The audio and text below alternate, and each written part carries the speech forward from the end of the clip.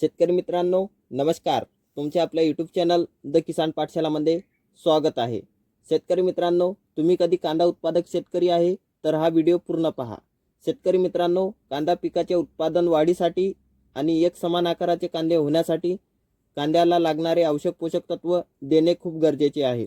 तर शेतकरी मित्रांनो, तुम्ही कधी आपल्या यूट्यूब चॅनल द किसान पाठशालावरील नवीन आहात तर आमच्या यूट्यूब चॅनलला सबस्क्राईब जरूर करून घ्या.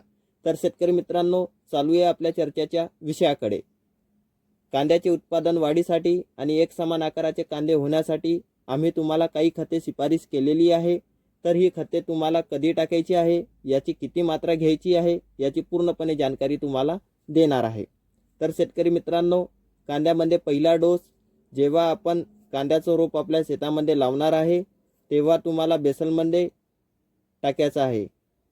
तर शेतकरी मित्रांनो, तुम्हाला महाधनचं क्रॉपटेक 8-21-21ची 60 किलो मात्रा घ्यायची आहे प्रति एकड़. त्यासोबत तुम्ही बेंटोनाइट सल्फर 90%ची 20 किलो मात्रा घ्यायची आहे.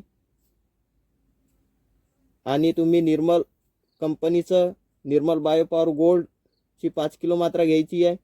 तुम्हाला युरियाची 45 किलो मात्रा घ्यायची आहे. ह्या सर्व खतांना तुम्हाला एकत्र मिक्स करून सन्या प्रति एकराच्या दराने टाकायचं आहे.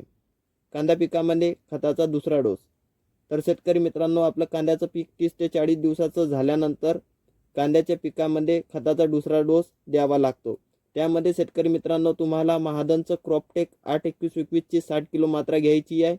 त्यासोबत तुम्हाला 24-24-0 याची पण तुम्हाला 50 किलो मात्रा घ्यायची आहे. या दोघी खतांना चांगल्या प्रकारे मिळवून तुम्हाला प्रति एकराच्या दराने टाकायचं आहे. तर शेतकरी मित्रांनो, आम्ही शिफारस केलेली खते तुम्ही आपल्या कांदा पिकाला देणार आहे तर नक्कीच तुमच्या कांद्याचं उत्पादनामध्ये वाढ होईल आणि तुमच्या शेतामध्ये जास्तीत जास्त कांदे एक समान आकाराचे होतील. तर शेतकरी मित्रांनो, आम्ही सांगितली ही जानकारी तुम्हाला आवडली असेल तर आमच्या व्हिडिओला लाईक आणि शेअर जरूर करा आणि आमच्या यूट्यूब चॅनल द किसान पाठशालाला सबस्क्राईब जरूर करून घ्या, जेणेकरून आम्ही टाकलेली नवीन व्हिडिओ तुमच्यापर्यंत सर्वप्रथम पोहोचतील.